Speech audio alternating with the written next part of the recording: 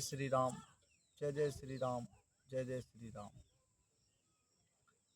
आज का हमारा विषय है कि जो कुंवार मास है, उस कुंवार मास में कृष्ण पक्ष में हम पितृपक्ष के रूप में क्यों मनाते हैं, इसका वैज्ञानिक और आध्यात्मिक महत्व क्या है।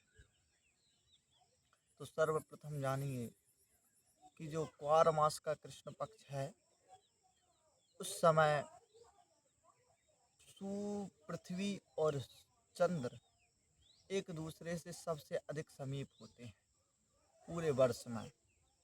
और सनातन धर्म में पितरलोक की जो धारणा है, उस पितरलोक को, उस पितर रूपी सूक्ष्म लोक को चंद्र और पृथ्वी के मध्य बताया गया है। तो हम मानते हैं कि यदि चंद्र पृथ्वी के समीप आएगा तो सनातन धर्म यह मानता है कि पितृलोक हमारे पास आ रहे हैं, पितरलोक हमारे पास आ रहे हैं। इसलिए हम इसे पितृ पक्ष के रूप में, पितरों के उत्सव के रूप में मनाते हैं। पुराण में एक कथा भी आती है कि एक बार राजा मरुत यज्ञ कर रहे थे। उस यज्ञ में सभी देवता सशरीर प्रकट हुए। जब सभी देवता सशरीर प्रकट हुए तो वहाँ पर उसी समय रावण आ गया।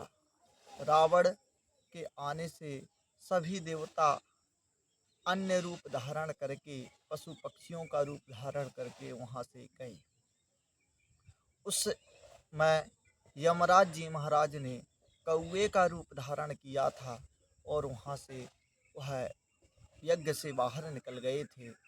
इसलिए भगवान यमराज ने बाहर जाकर कौवे का रूप धारण किया था। इसलिए कौवों को यह आशीर्वाद दिया कि जो लोग अपने पितृलोगों को भोजन या जल देना चाहते हैं, तो वह यदि तुमको देंगे तो तुम्हें, तुम्हारे द्वारा वह उनके पितरों को भी प्राप्त होगा। इस वरदान के कारण सनातन धर्म में सभी लोग कौवे को जो है भोजन और अन्न देते हैं। इसका एक वैज्ञानिक कारण यह भी है कि श्री गोस्वामी तुलसीदास जी महाराज ने भी इसको कहा और कालिदास ने भी कहा है कि गर्भाधाना क्षण परिचया नून माबद्धमाला। गर्भाधान का समय आषाढ़ को कहा गया है। तो गर्भावस्था में जब कौवे की स्त्री होती है तो उस समय गर्भावस्था के कारण उसे जल, अन्न इत्यादि को ग्रहण करने में असमर्थ हो जाती है। और कौवे का जीवन में बड़ा महत्व है, समाज में, संसार में। इसलिए भी यह माना जाता है कि उसके भोजन की व्यवस्था सनातन धर्म में किसी के द्वारा प्राप्त हो जाए, इसलिए जो है